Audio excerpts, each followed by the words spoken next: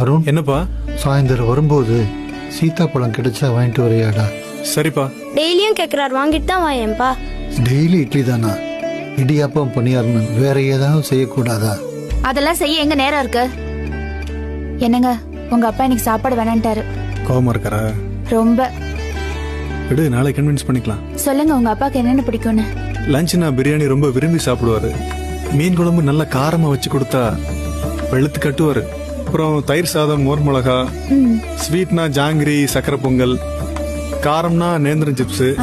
பழம்னா சீத்தாப்பழம். சாப்பாடு திருப்தியா இருந்தா ஒரு பீடா சாப்பிடுவாரு.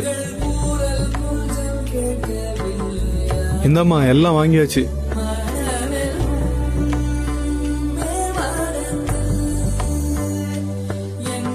சீத்தாப்பழம் வாங்கினியாடா? சாரிப்பா, மறந்துட்டேன்.